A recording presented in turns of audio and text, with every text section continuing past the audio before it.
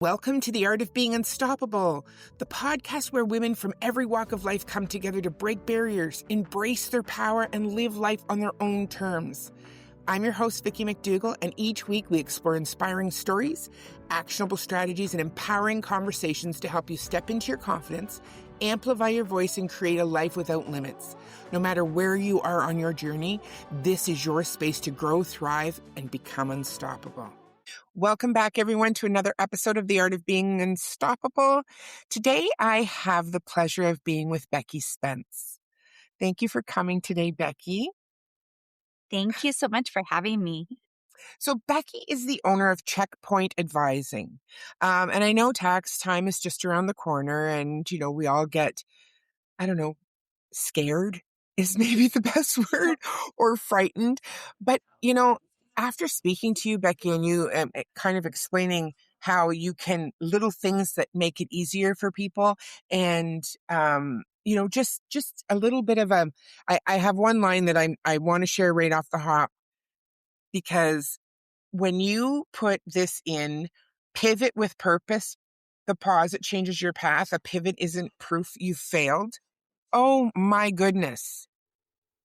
That is like, I think every woman should have that written somewhere so that they can realize that pivoting is what makes us unstoppable.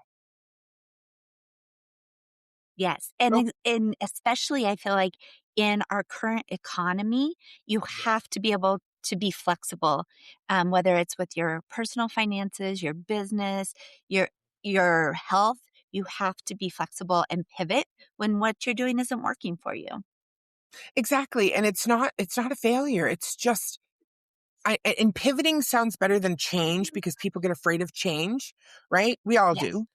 But I know I jumped ahead, but I had to. I had to share that right off the hop. So, but please tell us a little bit about yourself before I keep rambling. And yes, so I am a tax strategist and business coach, really specializing in service based businesses.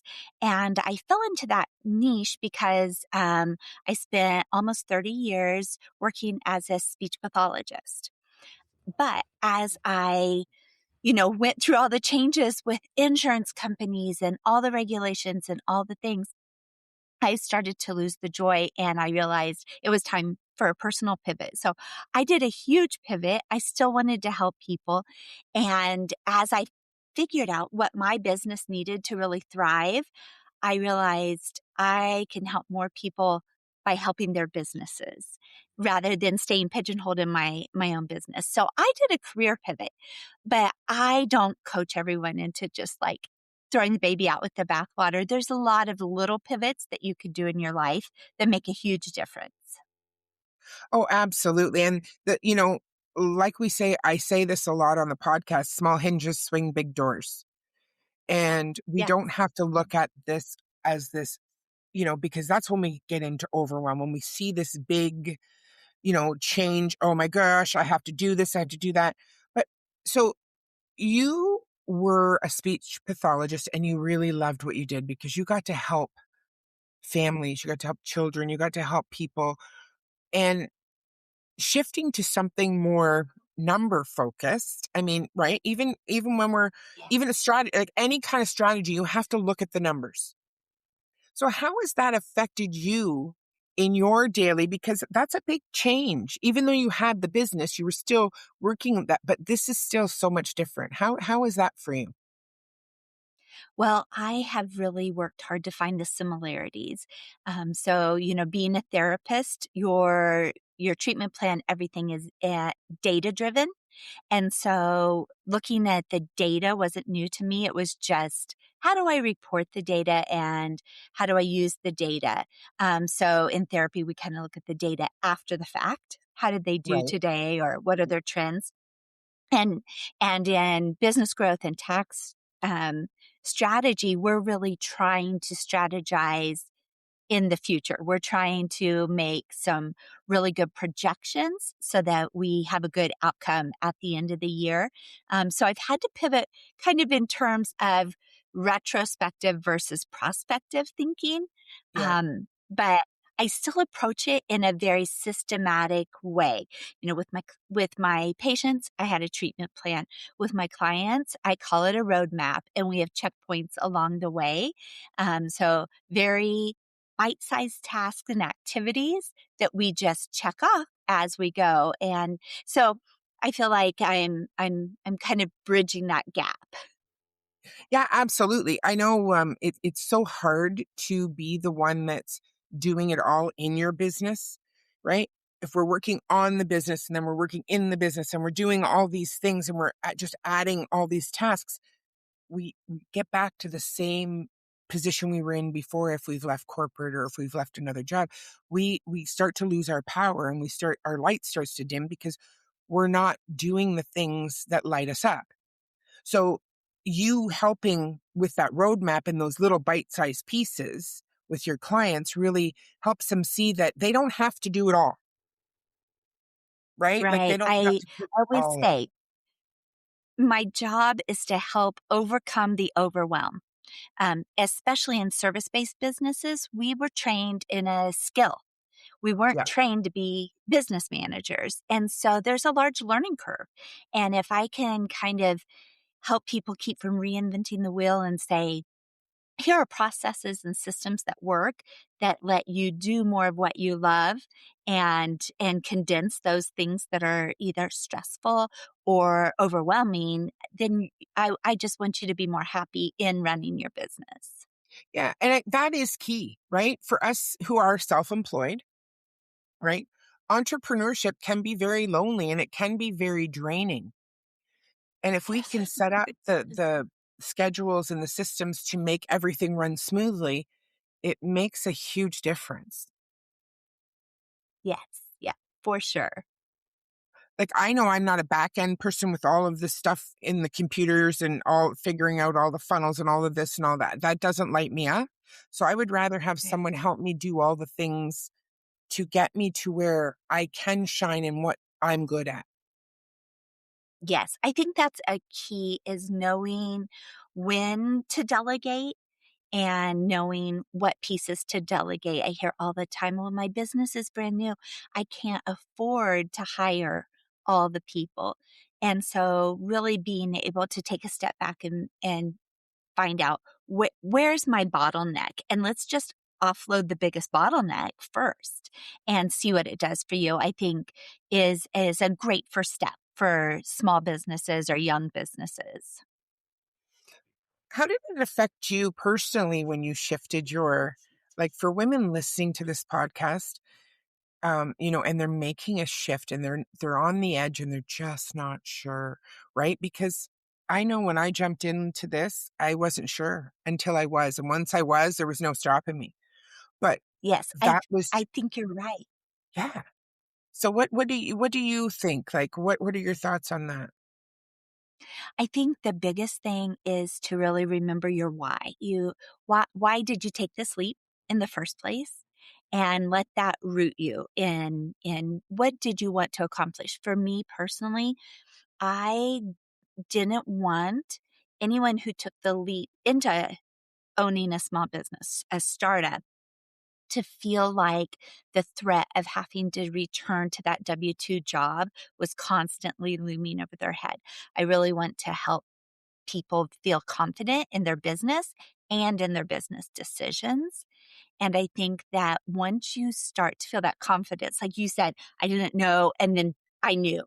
Once you can get to that place where I know, all of a sudden you're empowered to take the calculated risks and do all the things in a very kind of um, objective way. You can take the Mhm. gut feeling back. You look at your Yeah. numbers, and then all of a sudden it makes sense, and you can just start saying, "Okay, I see the next step very clearly." And the first step is always the hardest. Wouldn't you agree with when you chose to pivot? Wasn't Oh that yeah, first? I think the first step, and then you start to, especially if you do a large pivot, you're dealing with that imposter syndrome. And I know that sometimes people think it's overused, but I feel like, especially in women business owners, it is Okay. a very real and large part of our cognitive load when we're trying something new. It's like, Oh, who am I to think I absolutely. could do this? And really, overcoming this story you tell yourself about yourself. And I think, what you just said is so true. The story we tell ourselves about ourselves. Like that is so true. So do you, because you coach as well, your clients, so you don't just give them the systems, you coach them through everything. Yes, yes. So we work through the little tasks. So most of my clients have weekly tasks, and they set the tasks. We work through learning how to choose what's important to the business for that week, and then every Friday we have a scorecard, and we look at what went well, what did I accomplish? What went well? Where were some challenges? And where do I need support around those challenges? And I think that's a big part of success when you're growing a business is knowing when you need support and being vulnerable and asking for that. We all do feel like, especially women, we're in the habit of doing it all. If there's dishes in the sink, we're the ones putting it in the dishwasher. That's just our habit. And so learning to say, hey, I need support around this really helps you accomplish your goals faster because there's going to be someone in your circle that has the answer. Absolutely. So what do you think is one of the biggest, I mean, with the chaos and confusion in the world and the way our economy is, for small businesses, like what do you think is one of the things that hold us back, like for ourselves? Is it the overwhelm of everything that needs to be done? Is that what you find with your clients? Like what do you find is the most I, I, I kind of see this pendulum swing, and we're kind of on two ends of a continuum where I see small business owners running into some roadblocks and panicking, and they pivot too soon. Like they were just on the verge of a breakthrough and they gave up. They just pivoted because that challenge or roadblock seemed insurmountable. So I see that. And then on the other end of the continuum, I see a lot of people um, that kind of procrastinate in the need for the pivot. If I just work harder, if I just push harder, if I do the right things, and they end up in burnout when maybe pivoting a little bit sooner would have been key to letting them still love their business and still really move forward. And so all areas in between that, but those are the two big roadblocks I see. I can see that. I can definitely see the procrastination because who wants to do things that they don't enjoy doing? Nobody. Like, I don't want to. I don't enjoy getting my stuff ready for taxes and doing all of that. I feel like I'm always so unorganized and I don't understand why. We get the same papers, they come in, like we have everything. I just don't, but I do. I get almost like, I don't know if it's that feeling of, I don't want to do this because why should I? Right? When we know Yes. we have to. Or it's bad news. I think fear of hearing bad news keeps us from looking into it. And the reality is that the fear is actually the problem that's more insurmountable than just tackling the bad news. So if you have a tax bill, okay, now you know how much. Let's set up a payment plan. Let's figure out how we come up with that money versus not filing because you're scared of what you're going to find out. And then it accumulates. So just facing the fear and pulling in those supports to help you deal with whatever news it is you end up with. Yeah. I commend you for being so, because you're easy to listen to. You're very engaging, and I think in the face of chaos, like when we are in that place, whether it's the procrastination or the pivoting too soon, whatever it is, I think that we need to have someone that grounds us because, like you said, the foundation, the root, is important. And if we don't have that, and you're dealing with things that aren't, there's no flex in the rules. There's specific rules that we have to follow when it comes to taxes and all of those things. right? So you're working within no real give there. But what you can give is who you are being with these people. Yes. Yeah, I just really want to be that safe space, that sounding board. And I think, even someone who maybe doesn't have access to a coach or advisor, they're kind of not ready for that yet. Just finding an accountability partner, through Facebook Yeah. groups or local groups that you can just find someone that can be an objective sounding board for you. Um, is helpful because I have been running into like people I talk to and they're like, oh, I can't afford it. So then I say, let's help you find something that's in your budget. It might not be me. It might be just a friend, and a biz bestie, somebody, but let's find that support because I think that, like you said at the beginning, being a business owner can be very lonely if you let Mhm. yourself get siloed. Yeah, absolutely. And finding that accountability partner or a coach. And if you can't afford the coach right now, it's probably one of the best investments you will ever make because that person is there to support you through every aspect. It's not just the business, it's the life, right? Coaching is you're Yeah. there to support that person, and we as women know the answer. But we cover all that stuff piled on top of each other, and that power being way down at the bottom, sometimes we don't see it. And we're Yeah. handling everything else as well. So having someone like yourself or even, and I always say this on here, if we aren't the people for you, we will help you find the person for you. Because that's what's most important is we are here to allow women to see themselves as unstoppable because you are. And unstoppable doesn't just come in the good, easy times. Unstoppable comes when you made that transition from being a speech pathologist into what you're doing now. That's when unstoppable is the most important, right? Because you chose to do something for others and you've created a business to help them. Yes, and I've been getting a lot of messages on social media about I don't own a business, so I can't use any of these skills. But, you know, I know so many women that are the CEO of their household.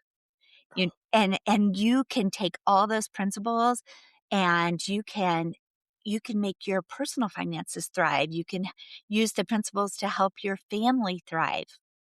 The whole reason we go into any business, whether a job or own a business, is to provide for our family and Yes. and there's someone at home doing that. So I think that these kind of pivoting and being unstoppable, that it just applies to every woman. I agree. I couldn't agree more. I couldn't. And that, what you just said was so important. Be the CEO of your own life. And that is hard sometimes for us, you know, because, it's a lot of responsibility. It's another hat that we get to wear. And that's not always easy. Right. Yeah. It's not. And But when sometimes you it's have more someone, scary. absolutely, absolutely. But if when we have each other to be able to, give a call to Becky and say, okay, I'm losing my mind. I don't know where I've made an error. There's nothing that can't be worked out. Right? Right. Yes. Everything is fixable. Every That's problem is solvable.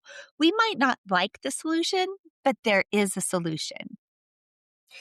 And another point that you had made when we had spoke as well was the clarity without shame and being able to say whether you're making $100 a day, $1,000 a day, $1,000,000 a day, all of it is relevant. All of it is subjective because we still need to do the same steps no matter what the amount is. So Exactly. there is no shame and so can you explain that a little bit too, like in what you mean by that?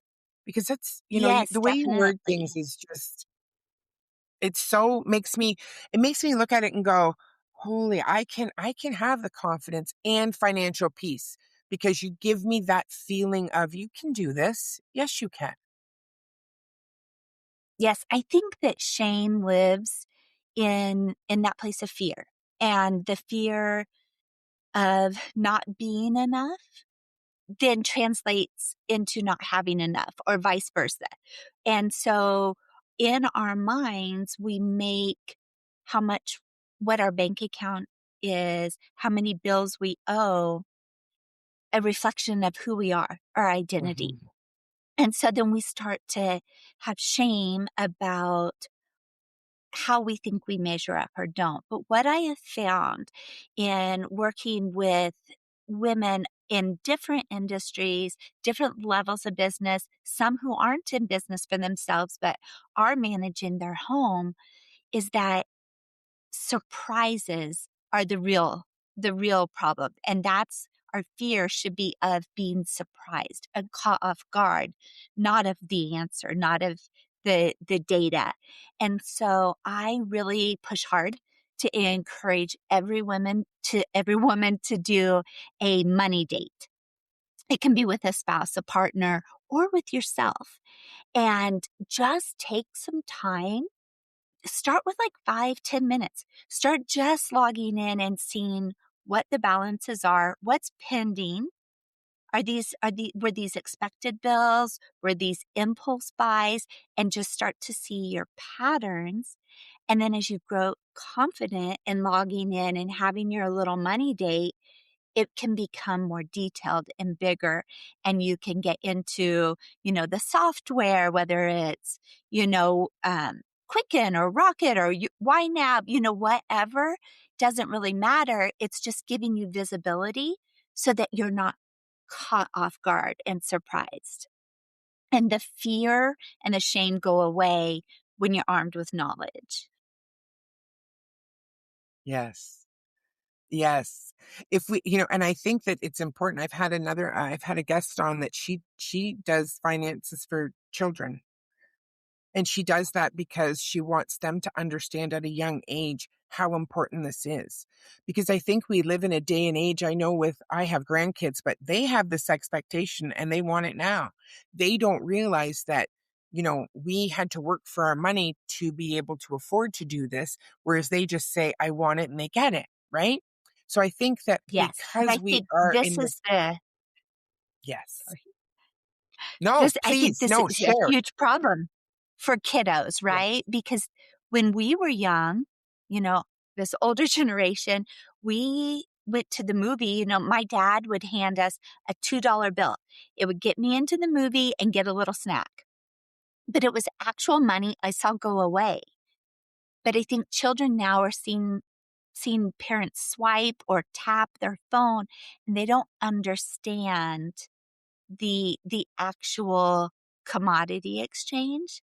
And so they don't have a, Yes. a good understanding of, I want that toy or candy at the store. I Yes. don't understand why I can't have it, Mhm. because they don't see that you have to give something in exchange. So I I love that think she's doing that. I think it's so needed. absolutely. And I think too, I think that's the same with us as adults, Yeah. right? It's like, well, I, Yes. I need it. So what it doesn't matter. And then I get the credit card bill at the end of the month and go, oh my goodness, I spent, $3,000 this month on things that, okay, so this was groceries, this was bills, this was but where's this $500? Where was that? What did I spend on that? Whatever it is. I'm just using numbers, but right. What did I really spend on that? And then when you look at Yes. it, it's gone. You can't change it now. Yeah, and the thing is that it's fine to spend that. Like, nobody's saying don't buy the latte or don't do the things. Just Uh-uh. know so that you don't get caught off guard at the end of the month and have that panic response of, where am I going to get that money? What am I supposed to do now? Just, Mhm. being aware. Yeah, absolutely. You know, I think you had said about women so that we can be more intentional. And I think by being intentional in any aspect of our lives, when we can be intentional with how we think, how we react, how we respond. You know what I mean? How we deal with our daily um, tasks, our daily, whatever it is that our schedules, our tasks, things that come up surprisingly, because they do. Things happen, life happens. But dealing with them and then having that security within ourselves to know we're capable because we've put the plans in action before is Yes. almost like it's the safety net that we didn't know we needed. Yes, and I think that you hit the nail on the head with a plan, right? That Mhm. intention or plan. And things don't always go to plan. That's okay. You're going to be prepared though. You're going to have a plan B, or you're going to have like a backup. But just having a plan and Mhm. knowing that you have a way to deal with whatever comes your way, I think is huge It for is. all of us in every aspect of life. I agree. I couldn't agree more. You've given me so many wonderful little tidbits and so much gold in this podcast because, you know, this doesn't just apply to your finances, ladies. This applies to life. Like Becky had said, like if we can have a plan and we can have some sort of itinerary of what is going to work for us on a regular, when those upsetting things come along, we can then handle that much easier. Right, Becky? Like, Yeah. talked about some really, really good things. I'm so sorry, my alarm just went off, everyone. I apologize. Real life. That's real life. Yeah, we're real life. Like, is there anything that, you know, in your life, did you ever feel at a point, like, was there ever a point in your life, especially during this transition? And I get it, that you felt that you weren't able to, but you realized that you could do it once you set your mind to doing so. Was there ever a time that you felt a little bit taken back, if you wanted to share, and then you went, no, I can do this. And with the proper plan or whatever, you got through it. Like, and that's kind of part of being unstoppable. And women need to understand that it's okay to have life throw you something. It is. It's okay. Yes, yes. After I finished my certification, I was feeling very accomplished, I was like, this was all foreign to me. I passed the test. I'm ready. I, put myself out there. I got my first consult. I was very excited. However, my first consult was with a very um, strong woman, and she had been in business for herself for like 30 years. And and the consult went fine, but then when it came time for her to work with me, she was like, "I don't think you're ready for me."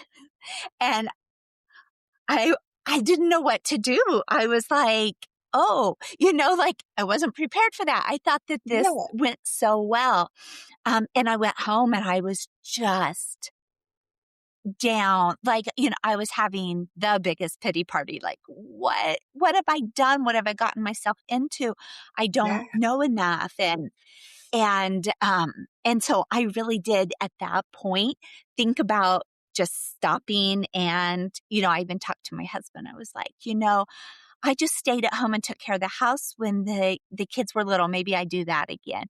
And I have to give him credit because when our children were little, he was very big on they had to problem solve themselves. If they needed help, obviously we're there, but we didn't come to their rescue when they could do it. And he would always say, adapt and overcome, kid, adapt and overcome. And that's what he said to me that night that I was home and I was like, I can't do this.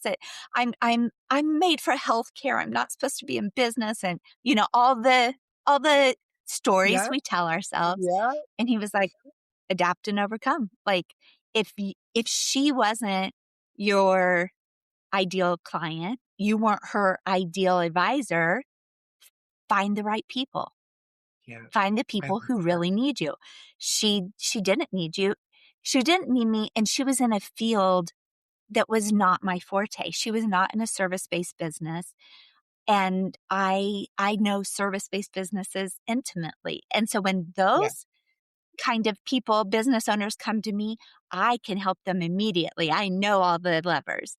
And Yeah. so what could have broken me and made me just quit and give up turned into a real learning experience. And I'm glad you asked about that because I revisit it every few months. I revisit and I think if I were to do that consult today, would she say I was ready for her?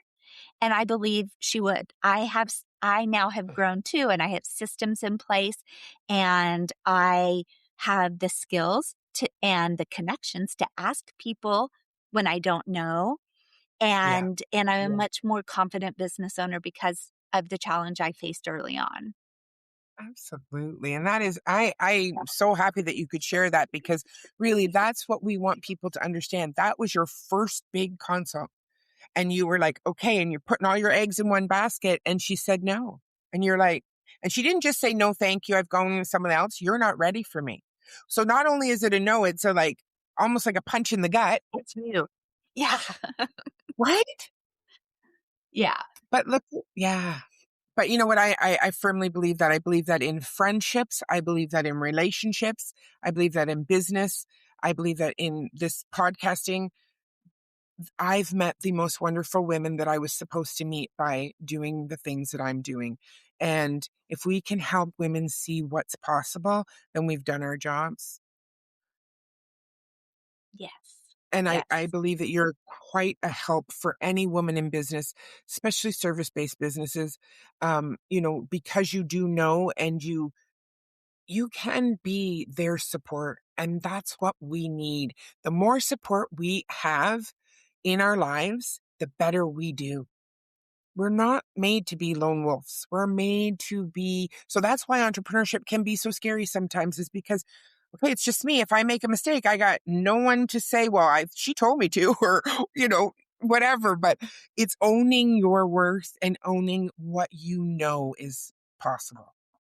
So thank you for sharing your story. And you are a bright light, and I think that that's a wonderful thing for women to see on the other end when they need that support. You're calming, you're going to be more practical than emotional when it comes to, okay, I get it, but I'm going to bring you down a little bit and we're going to work through this and it's all going to be okay. Yes. Well, and I just want to thank you for this podcast, listening to all the episodes. Every single one, I walk away with a little nugget that I'm tucking in my heart. Good. I told you earlier, I have sticky notes with little quotes I've heard. And I think that the topics you're covering are so needed for women Thank across the board. Thank you. Thank you. I appreciate you very much. I really do. And all of Becky's information will be in our show notes. If there is anyone that you know that could use Becky's help or, would just like to maybe hear a little bit of the information that we've shared today, please like and follow us and share this with a friend and look for all of Becky's information that it's in the show notes because if you need some help, I think she's your girl. Thanks everyone for listening. Thank you, Becky, for being here again. I so Thank appreciate you. you. And we'll see you the next time on another episode. Bye, everyone. Have a beautiful day. Thank you for joining me on this episode of The Art of Being Unstoppable. Remember, your story matters, your voice matters, and your power is limitless. If you love today's conversation, subscribe, share it with the women in your life, and leave a review to help more women discover their unstoppable selves. I'm Vicki McDougall, and I'll see you in the next episode because your journey to unstoppable starts now.